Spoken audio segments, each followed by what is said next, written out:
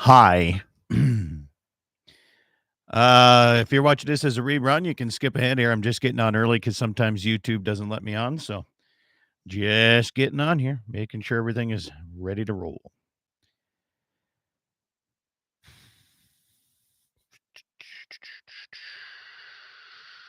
That's okay.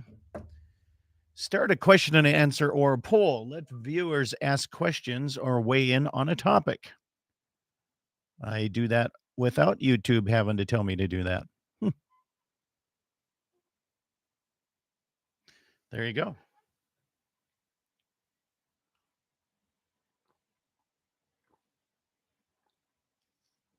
Oh, man, that's good stuff. Yeah, if you want. Morning, Waylon. Good morning. We don't get some sunshine soon, man. I'm gonna be like vitamin D deficient. Been a gloomy week.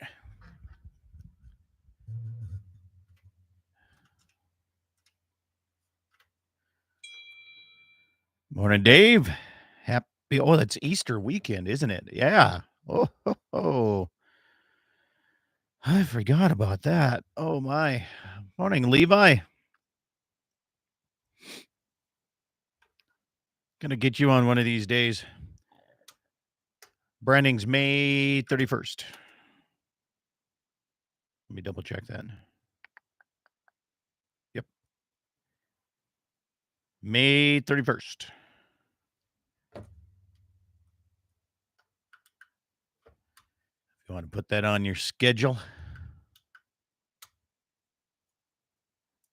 What else is going on here? How many mountain lions? I'm gonna check that when I cut tracks the other day. Yesterday. When was it? Thursday. I cut mountain lion tracks Thursday.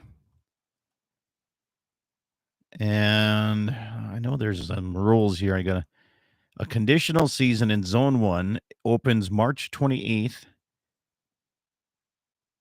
And 2 mountain lions are available. It closes March 31st. Well, that's a short season. You're working that day. You take work off like for hunting. Come on, man. What the hell? So what March 28th was yesterday. So no. That's the wrong damn month. Okay. That was Thursday. So I could have went after it. And it closes tomorrow. A 4-day season. You can't use dogs. And 2, that seems kind of, that doesn't seem right. It's awful short. Let's see. Josh, good morning. Calving is going fair. The storm last weekend, we had about a half inch of freezing rain, and it took the lives of some of my baby calves. There's no doubt about that. So insurance adjuster was out on Thursday, was looking at the issue I had, and that's when we ran across those mountain lion tracks and coyote tracks, and he wanted to know why I didn't have all the calves accounted for. I had photos. I said, well, they get eaten like within 30 minutes of sitting out there. So I had to show him what a mountain lion track was. But other than that, it's going pretty good. My bull, all done with the AI'd ones. My cow herd started, and my bull bred heifers have started. So, morning, Dan Brown. Good to have you along this morning. One Shot Cap. Good morning. Mike Wagner. Good morning to you, sir. Happy Easter. Scott Bulgy. Good morning. Would you buy LRP now on unborn calf or as you're calving? How would you go about doing that? For selling them on end of October, 1st of November area. How does a guy know when to buy? Give me the Kenny Rogers, know when to hold them, know when to fold them type of situation. I had winter peril on my calf, so that was all right. I would have bought it a long time ago. Come on, man. So you're saying now. I see what you're saying. Coyotes and mountain lions aren't wasting any time. No, they're not. You know how hard it is to tell an insurance adjuster that? You know, and I understand They have to make sure it's not like I'm going after it's a 500 head of calves or anything that got killed.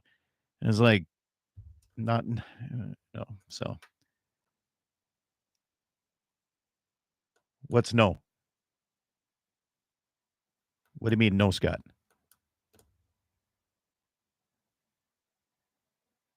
Don't buy it now? Well, shit. Oh, you wouldn't buy it right now. Okay. Could you give me a message on one of these days on when to buy it? um, it helped last year. There's no doubt. It helped me last year. What do we got? Morning, Eric. How's the weather in Pierre?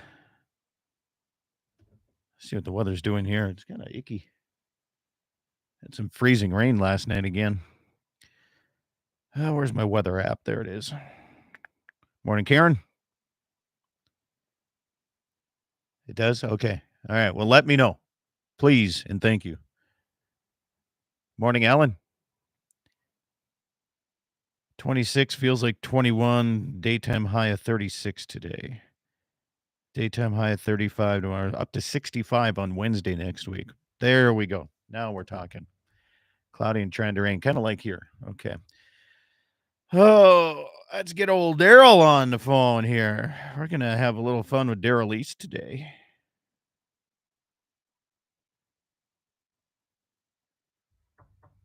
There it is.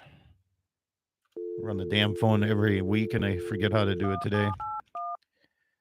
And there we go. Repair fence for this year. Yeah.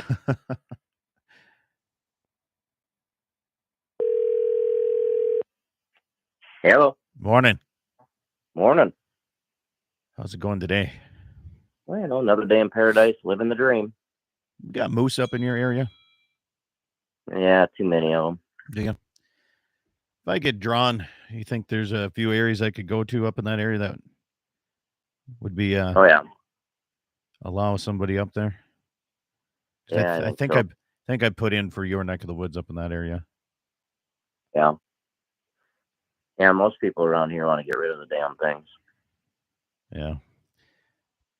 All right, I got to answer this text here. I could be wrong, but I think you can't insure calves unless they're on the ground. But really, when you have you sold calves at the price that they are now, I would do it soon. So you can take LRP out on unborn. I know you can do that. Yep. I put winter peril on my calves from I think like March 15th to November 1st or so. I can't remember, but anyway, and so that only insures my calves of what a baby calf is being sold for, and you have to set your rate. So like, was it 3 years ago we had that back-to-back storms? It was a calf killer, and I had them at $500, and it was a stretch to find anybody that was selling baby calves for 500, but they did. So I got 500 a piece out of those. I upped it 2 weeks ago to like 750, and now I look at calves are selling for goddamn $800 to $1,000, baby day old calves. Yep. So my underwriter's like, well, I think we can get you the 500. I'm like, oh no. I upped that son of a bitch. So, and thankfully, Stockman's Livestock had two baby calves sold for 750, and then Aberdeen had that $1,000 baby calf that sold. So I sent him all the comps. I helped out my underwriter. I'm like, here, I know what you have to go and do and find. I will help you. So, all right. So anyway, I was talking about that this morning. Yeah. Insuring my calves. Let's see. Levi, prices better be high this fall for what breads are bringing. It's going to hurt a lot of people. I'm one of them. Makes it hard to want to repair fence for this year when it's gloomy outside. Yeah. Morning, Gene Cox, Mr. Mayor. Is that like a lifetime position in Mobridge? Once you're elected mayor, it's kind of like the Slope County Fair Board. You can never get off. Like you're gonna die. You're gonna die being on the fair board. Dairy calves are selling for $600 to $700. Okay. Yeah, $925 a calf in Aberdeen. No, Mobridge. Sorry, Mobridge Livestock. So somewhere sold one for $1,020, and I can't remember what barn it was. Really? Sold a couple of them actually. Okay. So somebody explained this to me very nicely. They said baby calves should be 50% of what you're getting for your calves this fall. So if you're looking at right now, I mean, your calves are looking at bringing 600 to 700 pounders, $2,000. You should be right around $1,000 for a baby calf. And I was like, that makes a lot of sense, I guess. Yeah, if you're crazy. I got a bum calf right now. If anybody wants it for friggin' $800, I will sell it to you right now, okay? I hate bottle feeding calves. There were 6-year-old bred cows that brought $2,600 to $2,900 this week at Kist. Don't say that's insane. I bought 21 Angus cows here to replenish all the opens I had. I paid that, but they're all registered too, so that helps. All right, station 7:00 on the nose coming up here shortly. 10 seconds away from that. 6 minutes away from showtime, Daryl. Okay. I just talked to you a little bit ahead of time here. All right, station 7:00 on mark. How old were they? 3 and 4 year olds. Morning, Jim Albers.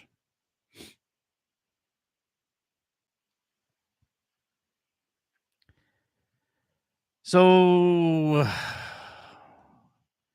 how come I got a text message from somebody that sent me part of a bill that's they're trying to get so the Game and Fish can't tell you what to do on your private land on baiting.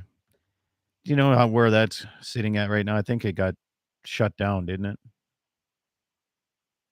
Well, that got shot down in last session, but I mean, it'll come back again. Any chance of it sticking? Yeah, I think there's a good possibility. Good. Kind of depends on what happens with the election. If we get more people elected that actually believe in property rights, wouldn't that be nice? Instead of sells Republicans, they actually believe in conservative principles. So, I was talking to somebody, and they're just sad. They said the school system has made my kid a liberal. By the time she graduated, she was 100% liberal. So, yep, it's got to start there too. Absolutely.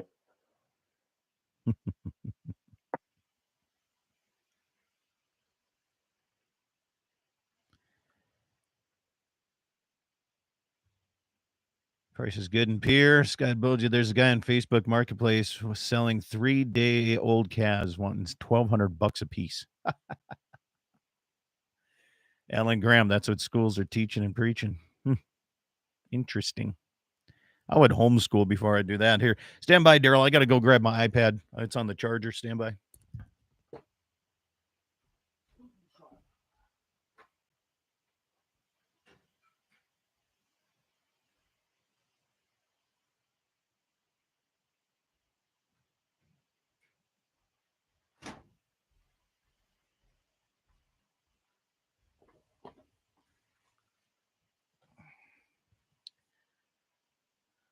Forgot to charge the damn thing last night.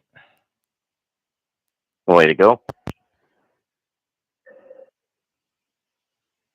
There, I got 25% charge. See if that works. All right, there it is.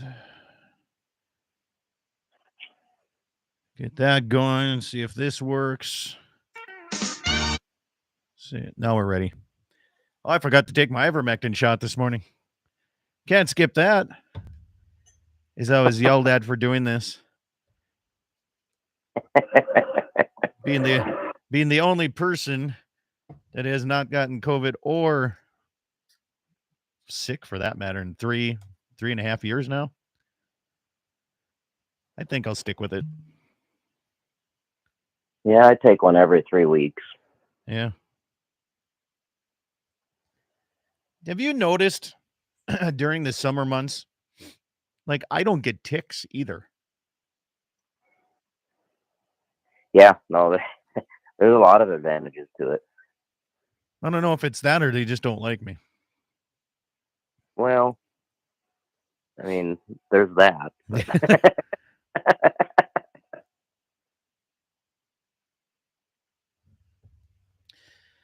Well,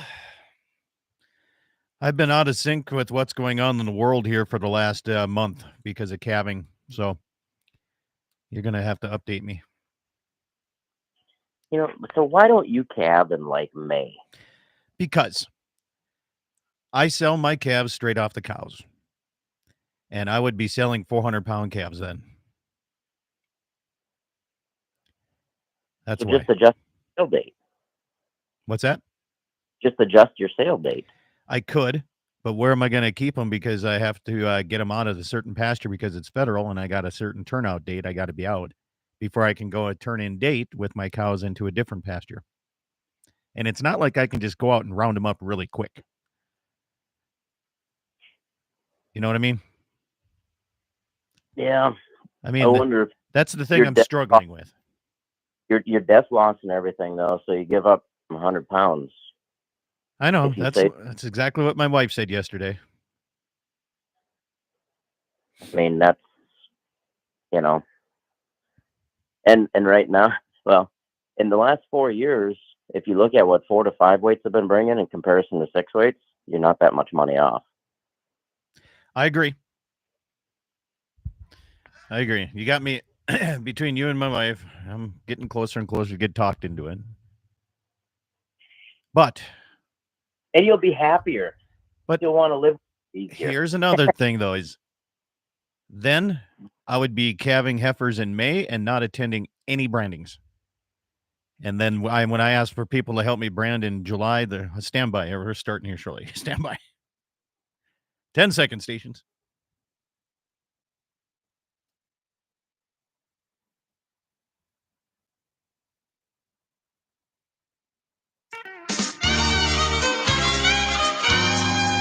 Good morning, everybody. Welcome to the Saturday edition of Dakota Prairie Outdoors. Heard all across the Dakota Territory and great radio stations like KCJB up in Minot, KLTC in Dickinson, K-Fire 550 in Bismarck, Mandan, KOLY, Mobridge, and KGFX in Pierce, South Dakota. Good to have you along here this morning and everybody watching on my live feed on YouTube. Thank you so much for subscribing and helping a little bit that way too. On the line with me this morning, Mr. Daryl Lease. It's been a while since you and I have been able to stir the pot. Are you ready to grab the spoon or what? Well, I'm kind of shy and reserved, Scott. So I don't know.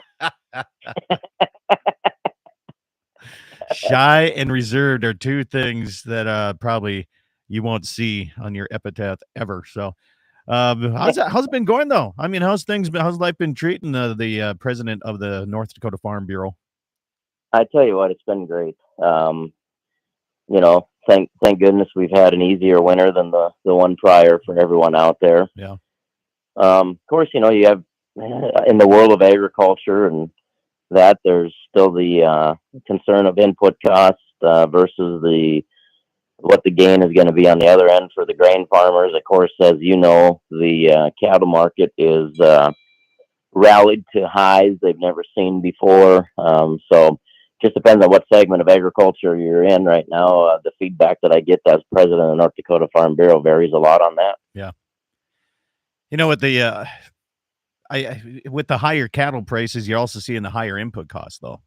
I mean, you look at fuel alone. I was just doing my taxes here and getting that, and I was like, kind of surprised how much I spent in fuel last year, and I'm not even a farmer. I can't imagine what the farmers go through. Oh, yeah. Yeah, I mean, again, input prices for everyone are high. I mean, when you look at the new lines of equipment coming out that are essential to ranchers, balers and things like that, pretty soon you're not going to buy a baler under $100,000. And, it's going to be interesting to see where these equipment companies go and how far they push the technologies and that, and really where the cost benefit break is on that stuff. I look at this not only in the farming, ranching, but the outdoor industry too.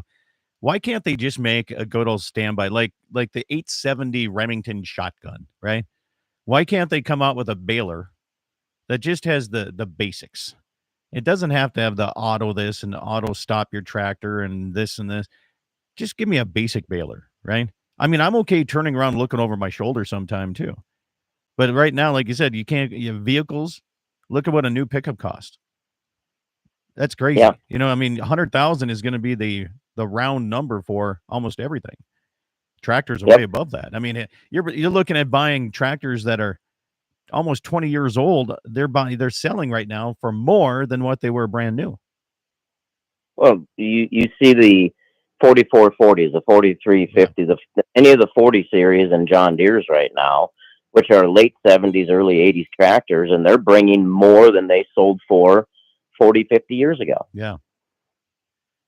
And it's going to continue on, so, but on the other hand, what I want to discuss with you, private land ownership, outdoor industry, seems like there's going to be a little collision going on in here. And I know there has been for a few years, but in some areas it's probably better than others. But I'm looking at some bills that didn't pass here, and then in both sides of North and South Dakota. And then I'm also looking at some of these wildlife organization groups that are really pushing to control a lot of private land.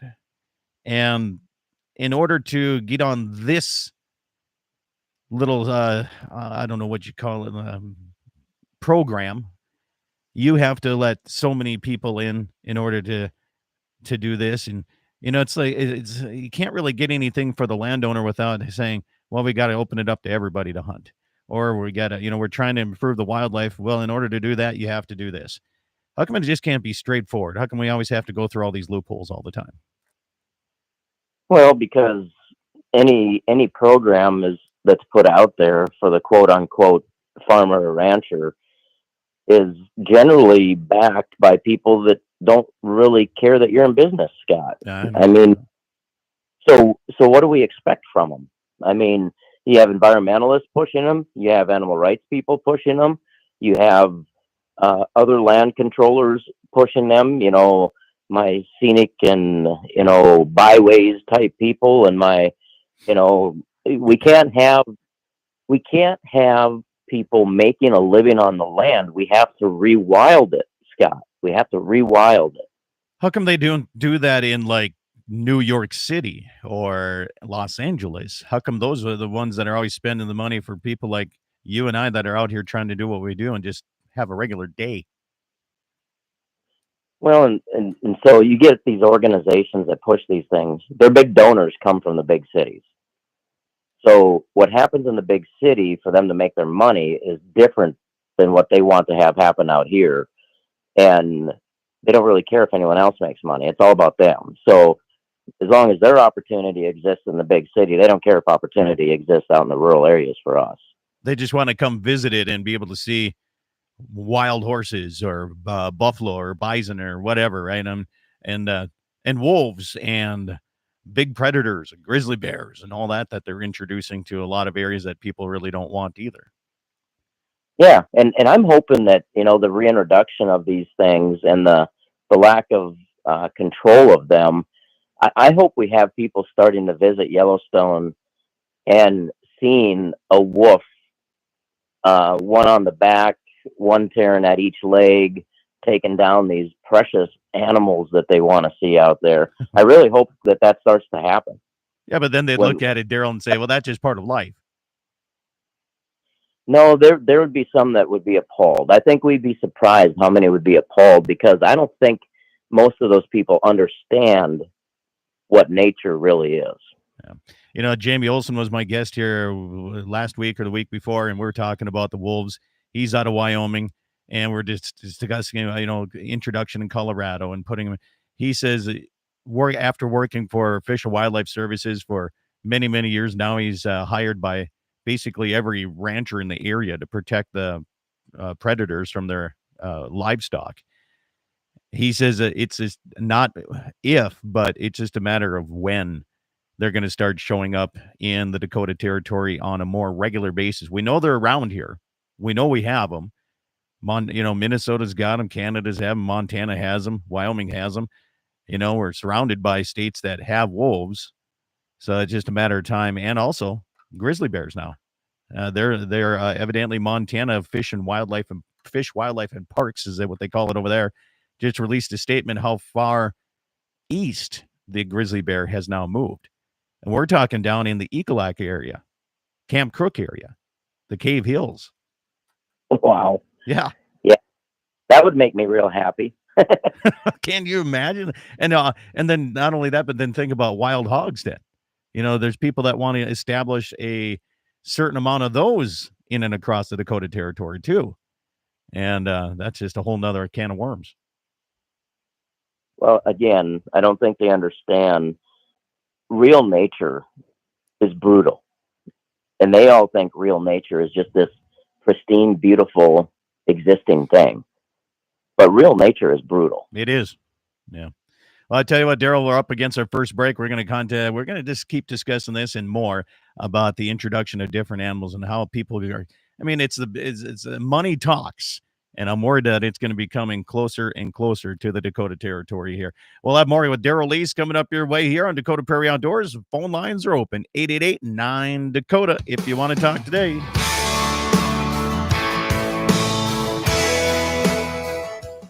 Pifer's 2024 auction calendar is heating up. Join us in Steele on April 23rd. Ad deadlines are fast approaching, so reach out to a Pifer's representative today to ensure your equipment is featured in these Pifer's regional auctions. Pifer's is also hosting an exceptional lineup of retirement and estate equipment auctions in Mandan, Beach, Bowman, Glen Ellen, and New Salem. For full details, information, and online bidding on dozens of land and equipment auctions throughout the upper Midwest, log on to pifers.com.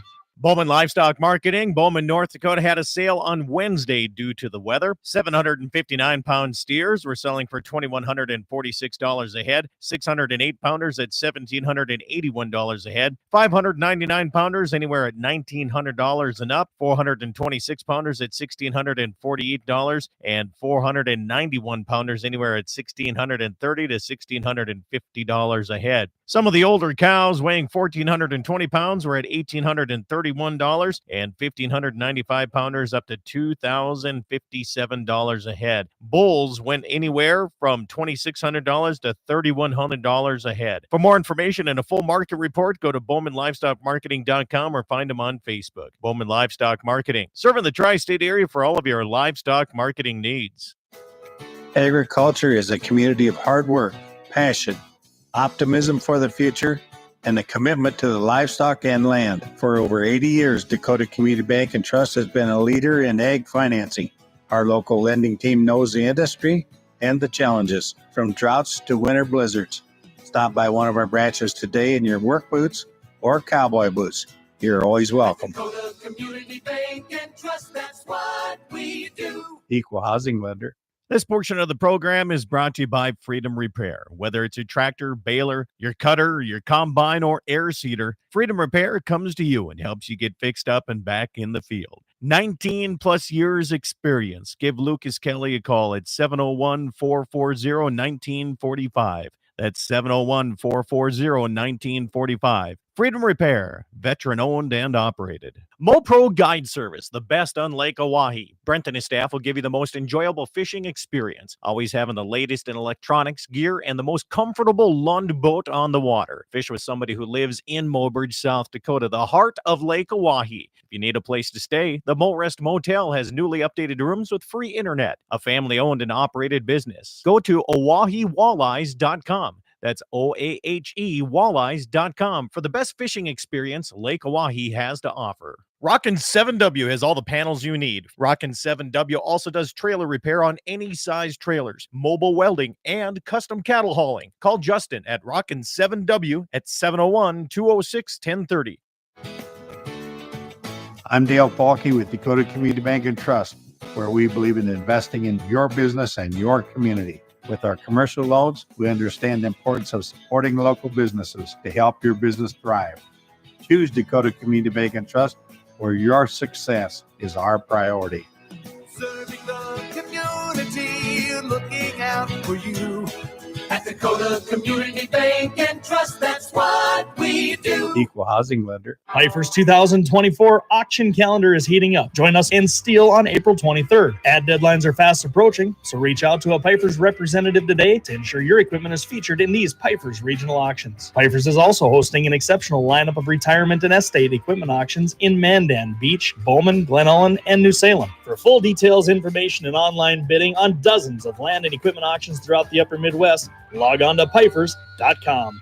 Western Frontier Insurance. Agents that understand you, your needs, and the community. Whether you're looking for coverage on your farm, ranch, home, or auto, you can trust that Western Frontier Insurance will find you a combination of price and coverage that works for you. No fancy jingles, no talking boxes or talking animals. Just good neighbors helping to keep you covered with price in mind. Western Frontier Insurance. Offices in Hazen, Washburn, Wilton, Bowman, and Hettinger. On that road, but don't you worry, one day I'll settle down. And when that time comes, I hope you're still around. I hope you're still around. I hope you're still around.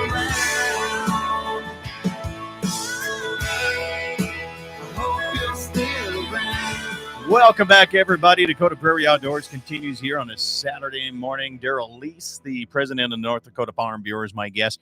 And big thanks to Benny Paulson right there, the background music that you're listening to.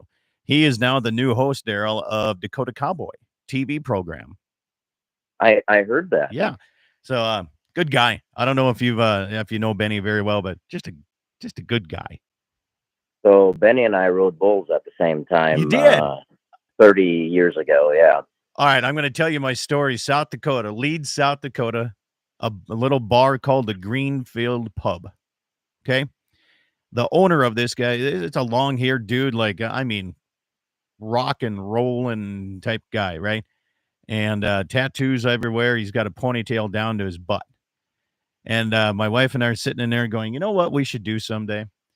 We should just have a getaway and have like Benny Paulson come down here and do it, like set up on the stage. And this guy says, you know Benny Paulson?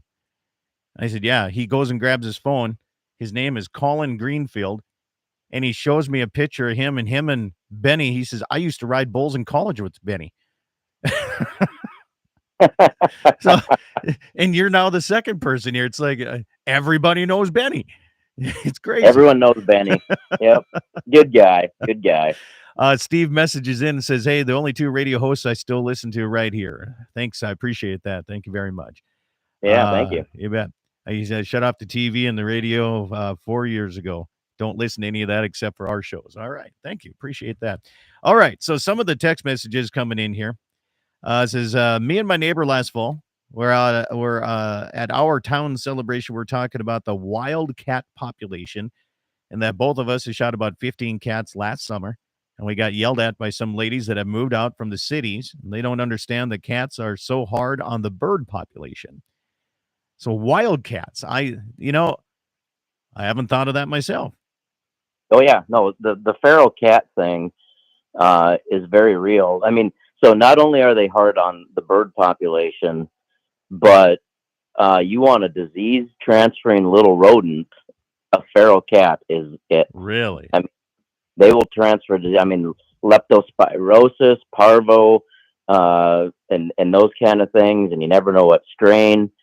You want to create some havoc in some breeding and lambing, especially if you're a sheep producer.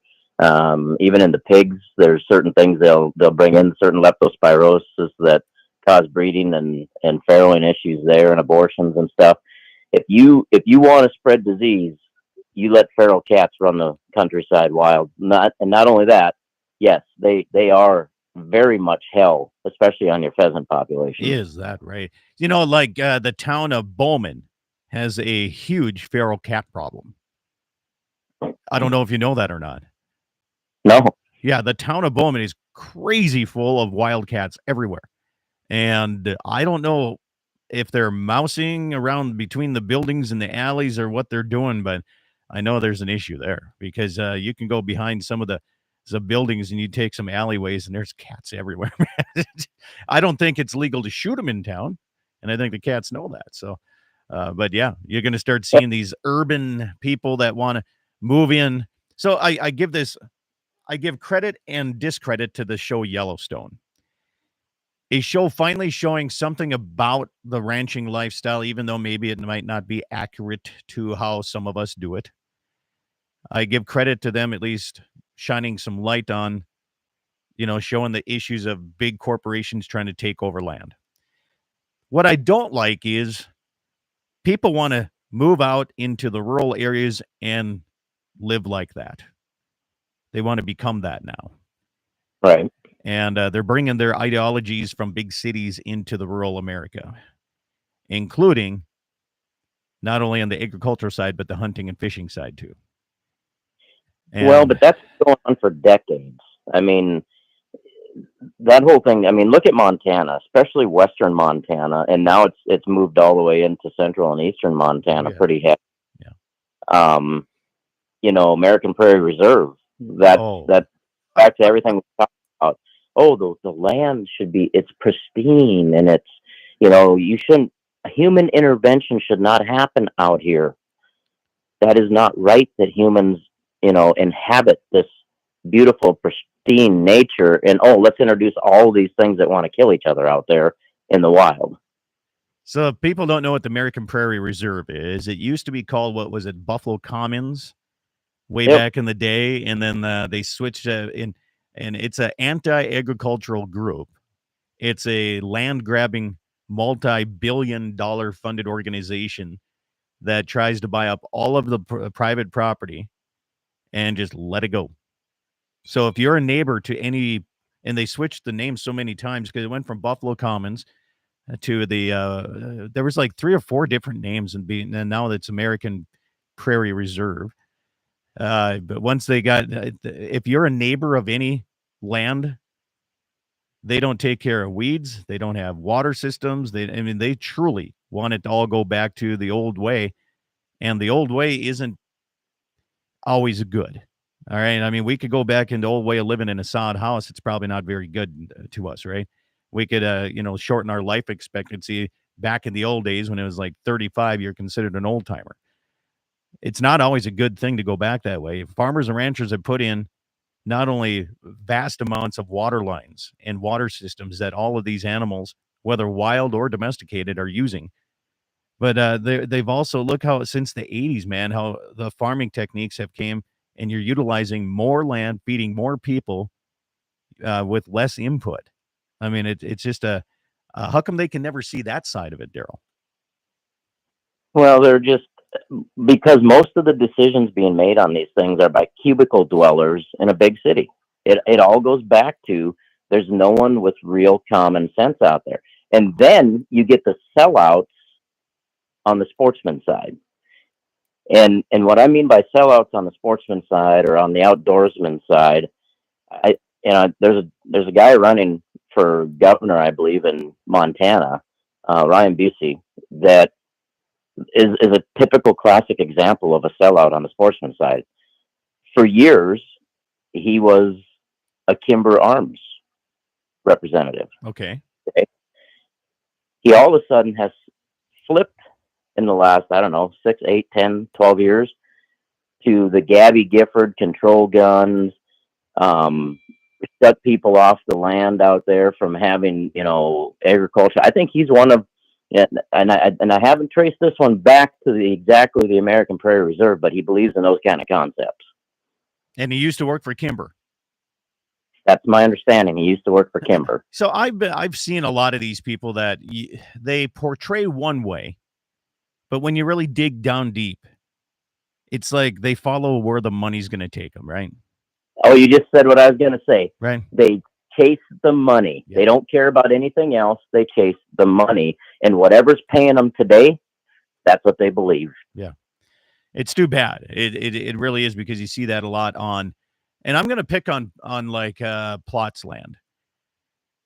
There's people that are absentee landowners, and they're just trying in every single program to get any money possible for a rate of return on that property. And I worked with a guy that had a whole bunch of pheasant property, and he is from Iowa, and he's like, the only reason I'm buying this land is so I can come back once a year and hunt it.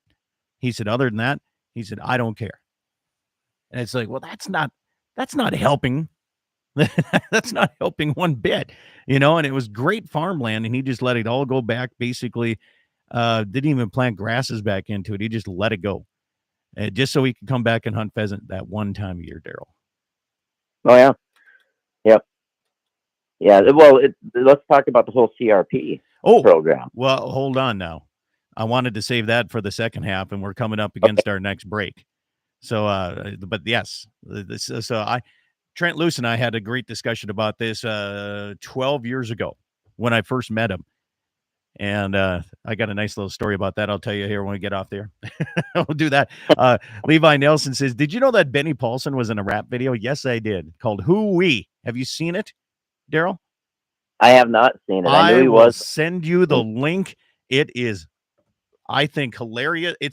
Benny does a great job, but the song and the rap video, I'm not that kind of a music. That's not my forte, but I will find a link and send it to you, and we'll have more coming up. Daryl Lease is my guest. More with Dakota Prairie Outdoors coming up your way after these great sponsors.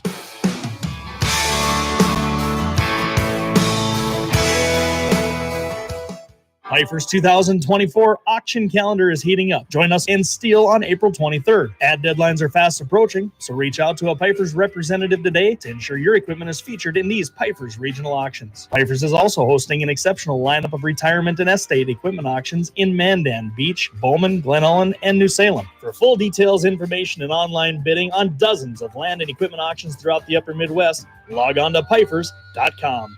Bowman Livestock Marketing. Bowman, North Dakota had a sale on Wednesday due to the weather. 759-pound steers were selling for $2,146 a head. 608-pounders at $1,781 a head. 599-pounders anywhere at $1,900 and up. 426-pounders at $1,648. And 491-pounders anywhere at $1,630 to $1,650 a head. Some of the older cows weighing 1,420 pounds were at $1,831 and 1,595 pounders up to $2,057 a head. Bulls went anywhere from $2,600 to $3,100 a head. For more information and a full market report, go to BowmanLivestockMarketing.com or find them on Facebook. Bowman Livestock Marketing, serving the tri-state area for all of your livestock marketing needs.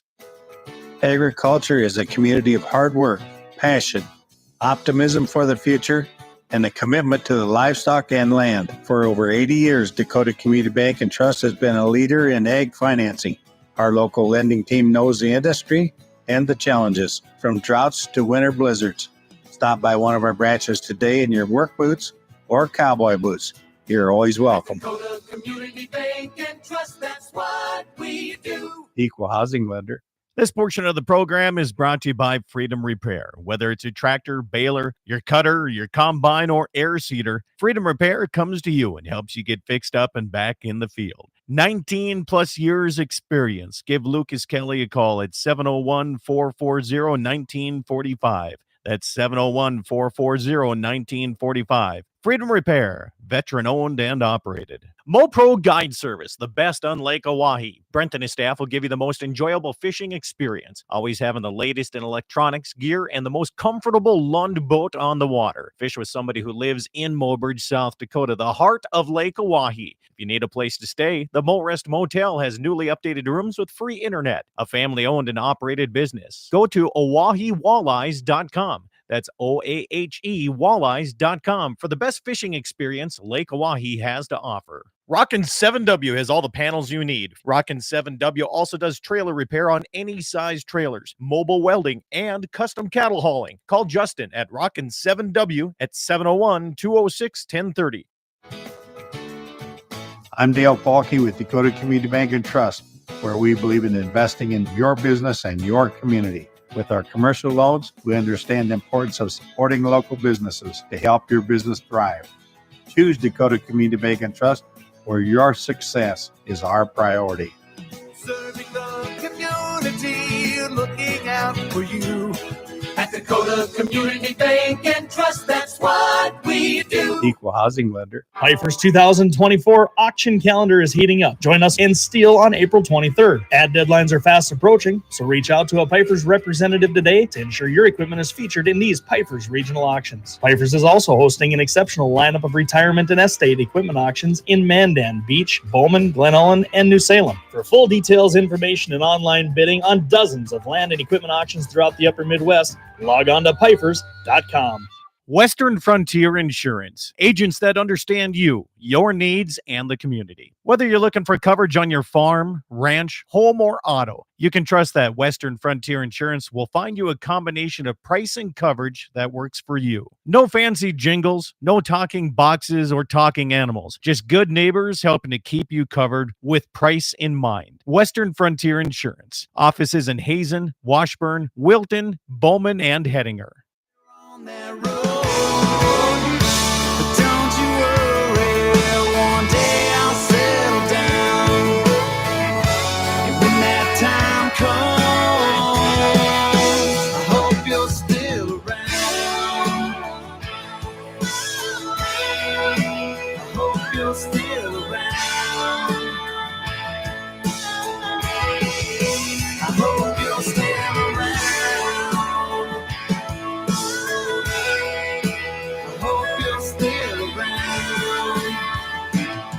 Welcome back, everybody. Good to have you this morning on a Saturday on Dakota Prairie Outdoors. Now, Daryl Lease, North Dakota Farm Bureau here, is with me.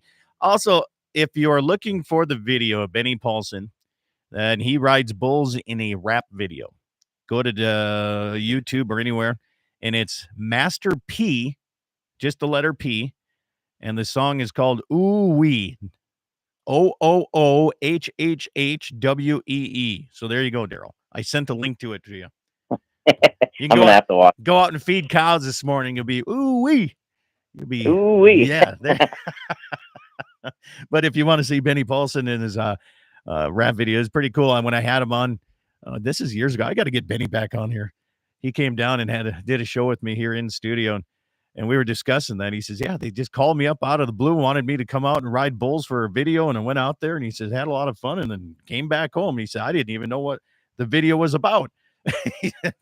all he did was ride a few bulls and just get filmed on that, so pretty cool. Anyway, CRP, you and I were discussing this before we got off here on the out on where we're off air. CRP, is it necessary anymore? And how do you stand? I know there's a big argument with CRP payments. People saying, well, if the farmer or rancher has something in CRP and are getting paid, that should be open public land to hunt. I don't agree with that, but where do you stand? Well, here's where I stand. I stand on the side of CRP shouldn't even exist.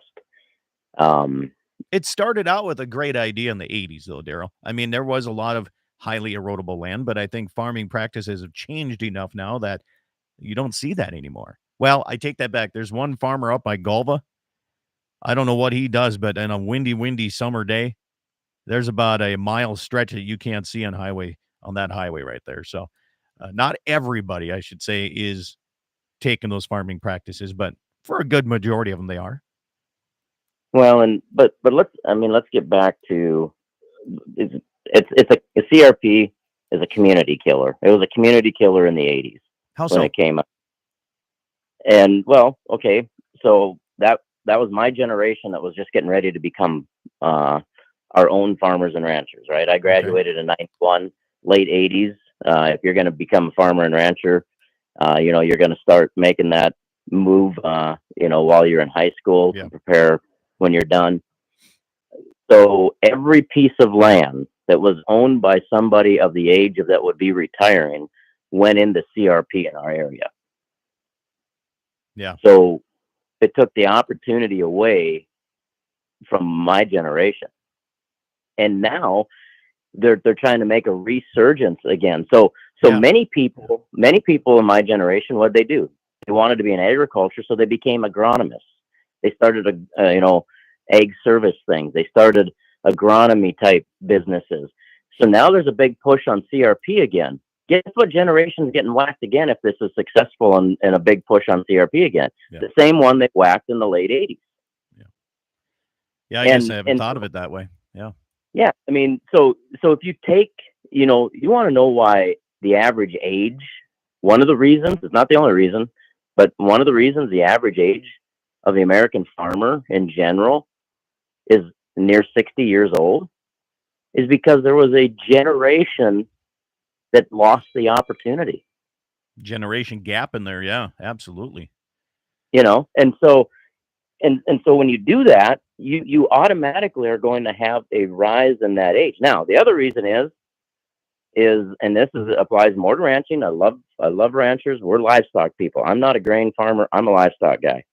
But you know what the worst thing is that we do in agriculture in general, especially we see it in the ranching side of things? We don't know when to quit and get out of the way and give the opportunity to the next generation. Yeah. Yeah, that's There's a lot of guys listening right now like, well, that's hard to hear that. It is. Yep, I mean, that's what they do, right? Absolutely it is. And the question that always gets posed is, how do I quit? How can I afford to quit, right? Or maybe they want to pass it down to a generation in their family, but nobody in that family wants to take it over. Nobody wants to be that person, right? How do you get through that? How do you start doing that?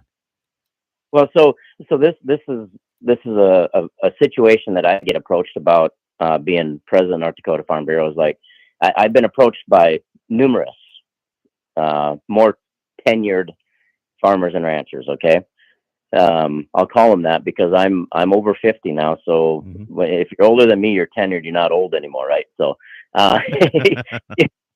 more tenured ones going.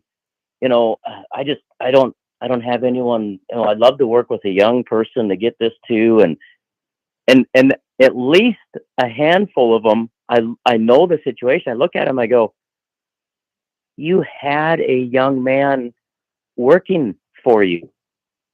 You had the opportunity to start integrating that young person in. Well, yeah, but he's not family. I'm going, hello. You just told me you don't have family that wants to take it over, and you're trying to figure out how to fix that problem.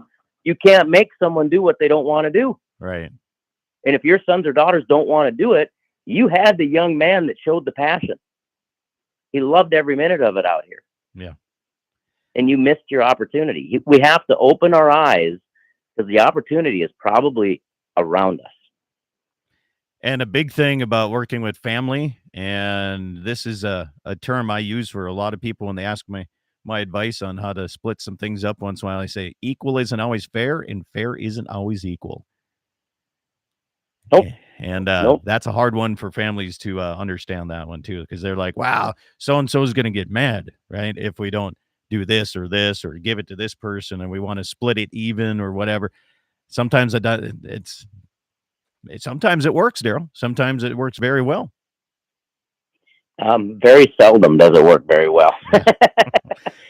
But you're seeing on the CRP side of things, outside organizations giving money for this program, especially through the USDA, where, they have a hidden agenda. They want to take that land out of production. And the reason they want to do that is get rid of these rural people that know how to live on their own. In my mind, am I a conspiracy theorist here? Well, it's the control. I mean, yeah.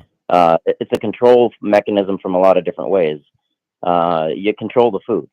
Okay, you take land out of production. That means there's less land in production. That means there's less have to monitor as far as food production. If there's fewer people out there doing it, there's less people to have to monitor and herd into the corral, so to speak. I mean, what's easier, Scott, to get one or two cattle out of the brush, or if you got 50 of them hung up in the brush? Right. It takes less time to get one or two out than it does to get 50 out. Yeah. And so it's a control mechanism.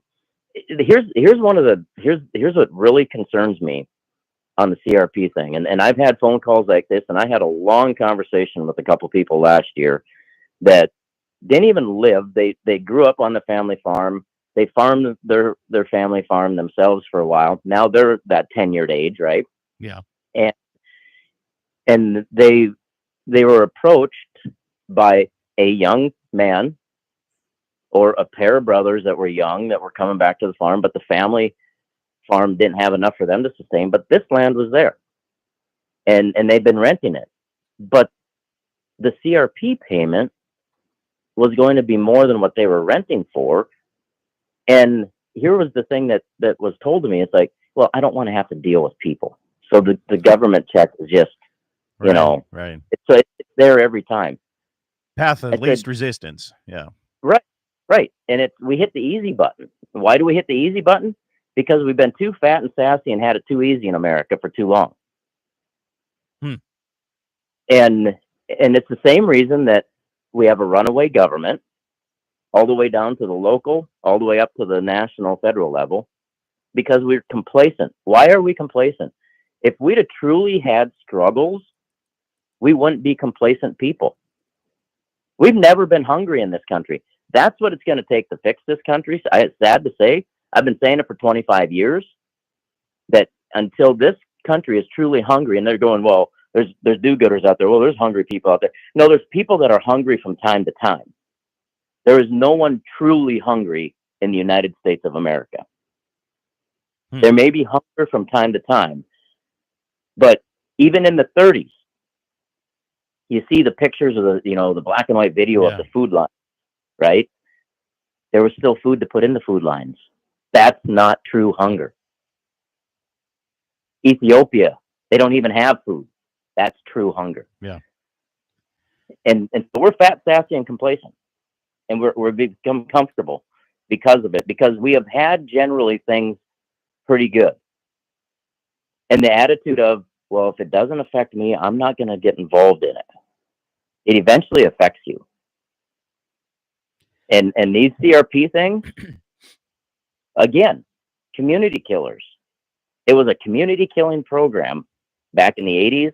And if this resurgence in it is successful, we'll take another swipe out of rural America. It's interesting, CRP and another community killer sometimes is what land is bringing price right now. Sale down outside of Sioux Falls, South Dakota. Land went for beautiful farmland. That is nice farmland down there. Don't get me wrong. I mean, it is beautiful. And some outside investors bought it, and they're hoping just to put food plots in it and hunt it. That's it. And all the local farmers couldn't compete with it. I mean, there's only so much you can pay for an acre before it's just not worth it. You can't make it return, right? I mean, I see that starting to happen. Not only that, but in the pasture side of things too. There's some pasture ground, Daryl, going so high, and it seems like it's always these outside investors doing it. Well, and I see a lot of actual farmers and ranchers, buying a lot of land and running each other up and inflating prices too. Iowa's a prime example. That land that's selling in Iowa for record prices, 25, 30,000 an acre, that's being bought by farmers and ranchers. That's crazy. But one of the reasons, is it because of this long time family money going on here? Or it's not like they're new farmers starting out. There's no way. Yeah. So, the one advantage there is 92 to 94%, somewhere in there, of the land in Iowa is unencumbered, meaning they don't have debt against their current property. Wow. 92 to 94%. That's a huge number. That's very huge. So your old money thing is very true. Yeah. Yeah, I guess if you have it all paid off and you have another 10,000 acres that you can put as collateral, that's all paid off. It doesn't look that bad, does it? No, 220, 250 bushel corn is not going to pay for $30,000 an acre land ever. No. So it's not the value of the land. It's the fact of I want it. Yeah. And that's what they're able to do. Gene says, and maybe a higher tax valuation comes with the overpaid land too. I mean, that's something too I'm seeing is the more this land sells for, you're going to get your whole property tax is going to get reassessed, and it's going to raise the price on everybody's property tax, not just that one chunk of land that sold for $20,000-$30,000 an acre. Well, so yeah, property tax in North Dakota is based on a production formula, right? And so it's not a sole value of sale. Does it influence it? Within that whole production formula, there's a lot of triggers in there, right? A lot of interest, everything like that. But there are states. Take Nebraska. Nebraska has a train wreck for property tax. It's based on valuation. Oh boy. There are people paying $80, $90, $100, $110 an acre. Jeez. An acre. You have to grow 20 to 30 bushels of corn just to pay your property tax. And so how is that helpful to rural America? It's interesting you say that. There was a bill in the North Dakota side that had something to do, if I remember right, on if you entered your land into some type of wildlife habitat, or you got a property tax break. Now, are we going to start seeing more of those type of incentives? Yeah, here it is. It was House Bill 1260.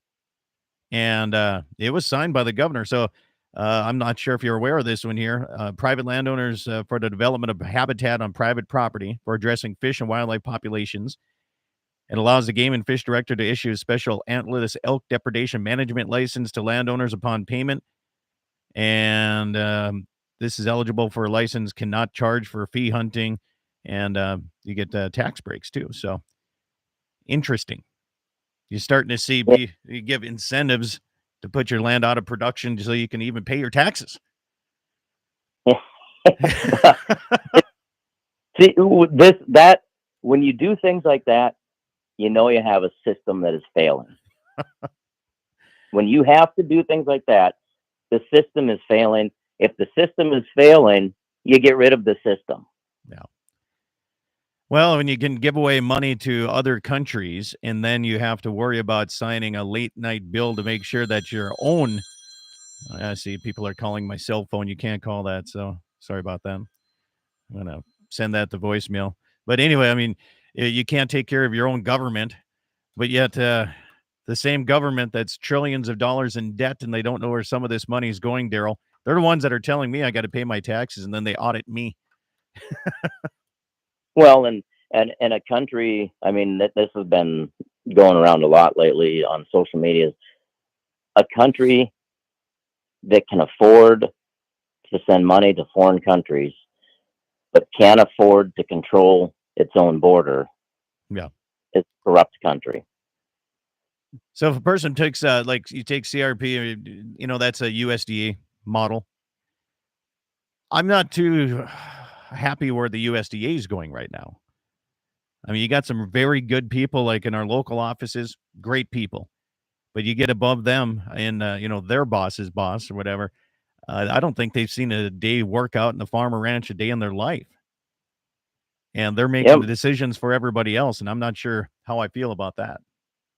Well, once again, you get to the cubicle dwellers writing the rules and determining, what people have to comply to, and the people that are actually out making the living on the land. The CRP thing, I mean, anytime that you have the government giving out money to control production, we should all be very, very worried about that. Be cautious. Yeah. And here's the other thing is why should we have to compete with our government? If there's a piece of property that could be put into production, why does a farmer or rancher, I don't care if it's an established one or a new one, but if you'll never have new ones, by the way, if you keep competing with them from the government. Why do they have to compete with their government? Yeah. Because we're taking land out of production, taking opportunity away, and then we have programs and we wonder why and how, and we create more programs to try and get new people into farming. Just let the opportunity be available out there, and we don't have to try and offset. Pretty soon, I mean, it's like taking one drug to undo the bad side effects of the first drug, to undo the bad side effects of the third drug you were prescribed, and that prescribed another one to undo the side effects of the one that's undoing the side effects of the one that's undoing the side effects. Doesn't make any sense. It does if you're the one selling the drugs. Exactly. There is the key. The one selling you the drug, the payment from the government, the one selling you the drug is the only one it makes sense to, because they keep a job in a cubicle in a big office building in Washington, D.C. Yeah.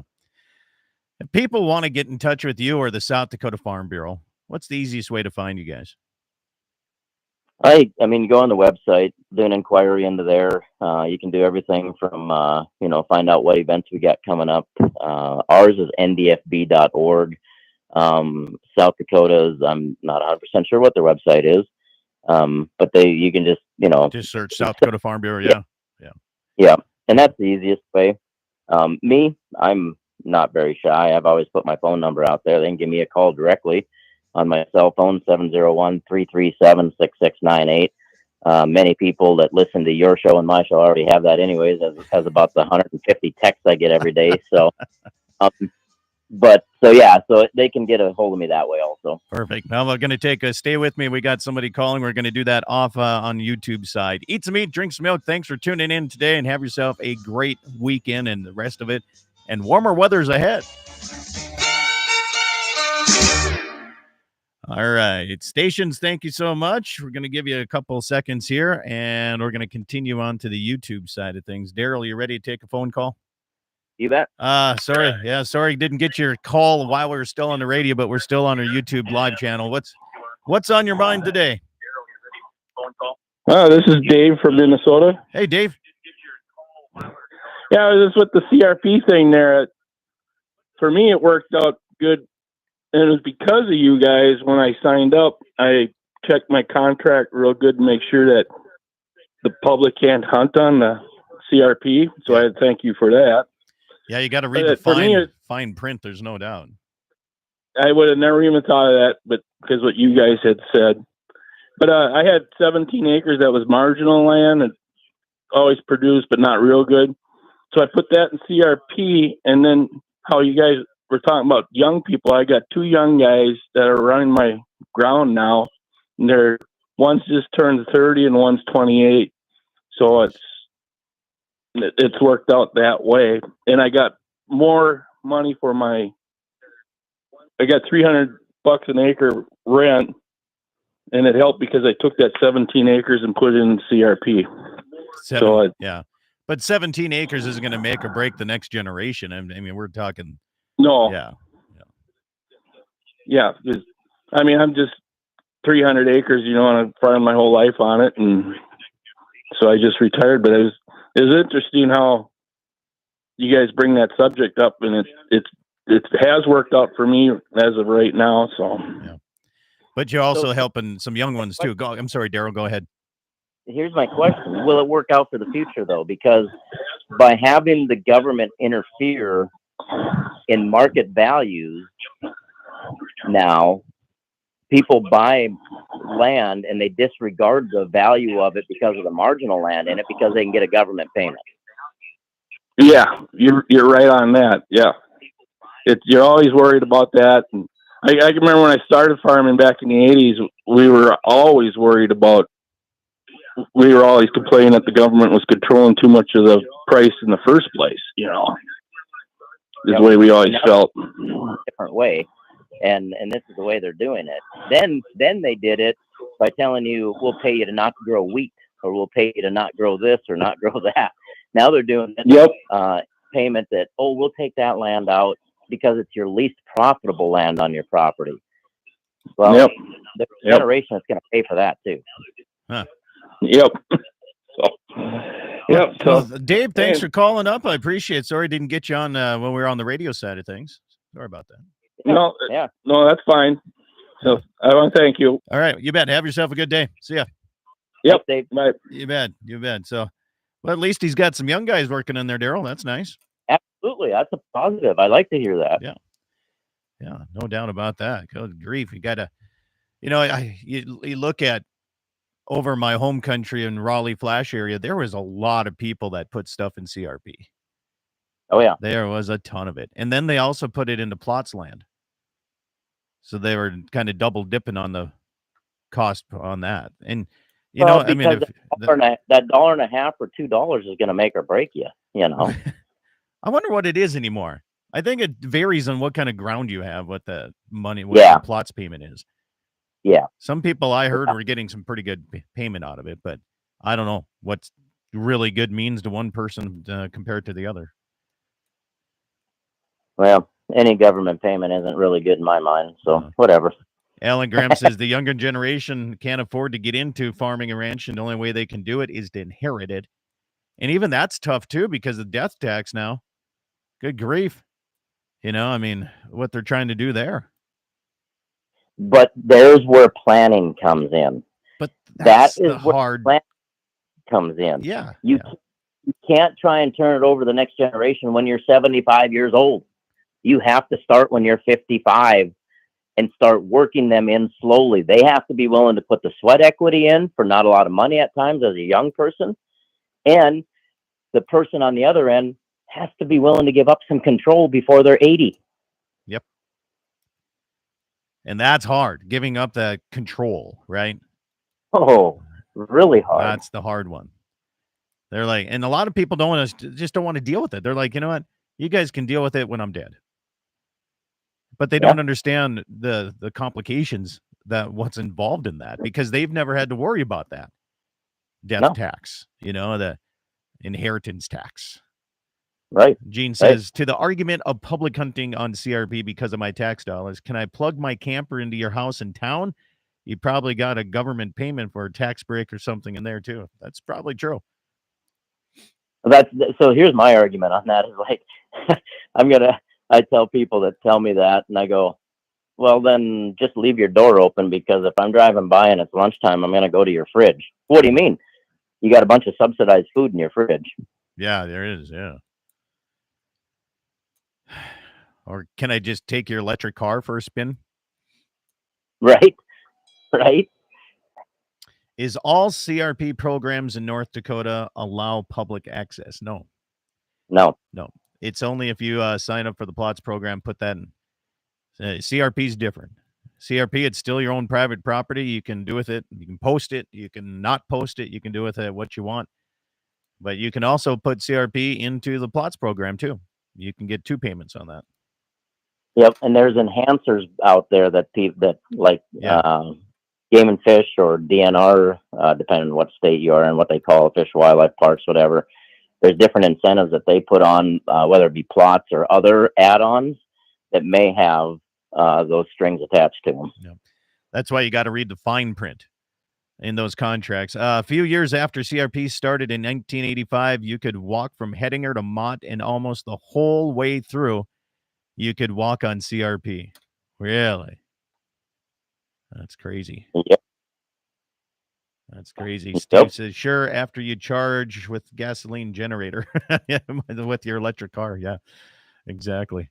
Anytime that I'm selling for Pfeiffer's or Wolf's or whoever, and there's like we had electric trimmer, electric tiller or garden, whatever. I always call it coal powered.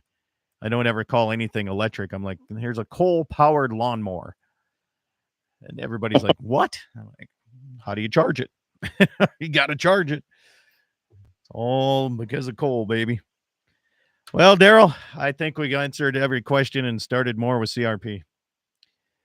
Yeah, I think we probably lit some people up on that. Yeah, I got some USDA problems of my own. I'm have a hard time walking into that office. Yeah. That and the FSA office. I just shake my head every time I go in there. Why guys got to do that? But I went in and got my NAP insurance. Got to have insurance, right? The one thing that guaranteed in life you have to have.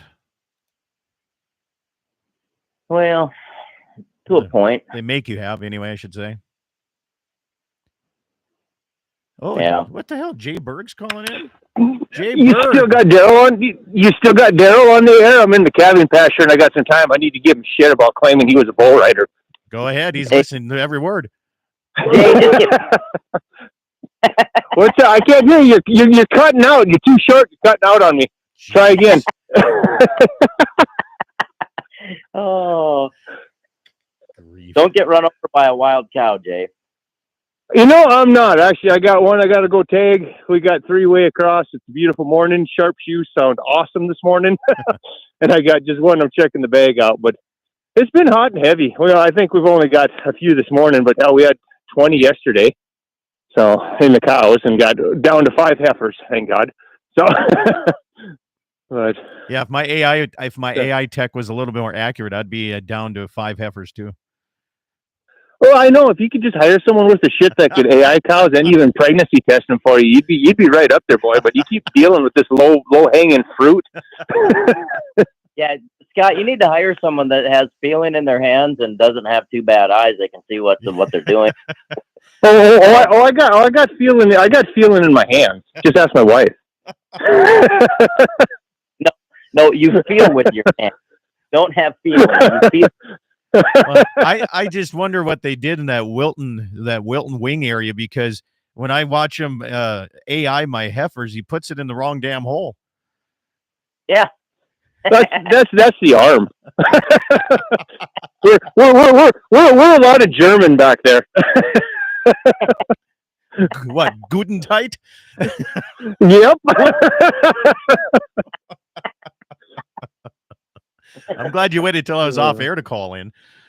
Yeah, that's what I was thinking. We got busy, had a good show going. I wasn't going to ruin it. I figured call and give you shit when you got done. So, Perfect. Well, thanks for the call, man. Be safe out there. you too. Take it easy. We'll talk to you later. Have a blessed Easter, everyone. Oh, that's right. I forgot the other thing. Happy Easter to you too. I forget about Easter, Yep. Daryl. I forgot about that. Son of a gun. There you go. Yeah. Listening from the pasture. You got to love that, man. Absolutely. Now he's FaceTiming me. Nope. Butt dialed me. Yep. Good grief. Hey, man, I'll let you go. I better go out and get the heifers checked and go out to the cows. All right. Have a great day and All right. happy Easter. Happy Easter to you too. Thanks, Daryl. See ya. All right, stations, YouTube. Thanks for tuning and thanks for staying with. Appreciate it. Go eat some Peeps, Scott. Peeps. Are those marshmallow thingy? Man. So, okay. Sorry about that. I'm gonna say, I loved having Easter growing up as a kid. And Waylon, you're from the same area, okay? All right, so I don't know how you guys all did it, but my mom and dad used to make Easter baskets and hide them. Now, depending on how old you were, depending on how it was hidden. I remember one year, it was 3 goddamn months later, I finally found my Easter basket up in the milk barn in the rafters.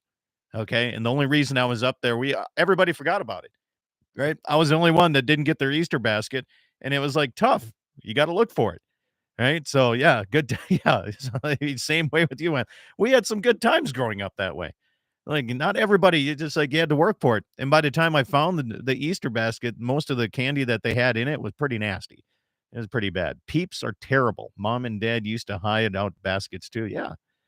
I don't know. Does anybody still do that? The Easter basket and hide them? I mean, truly hide them. So if you're young, up to like age 5, you could probably find it within the same day. But once you're over that age 5, boy, the folks really like to have a fun with that. Gene Cox, you like Peeps?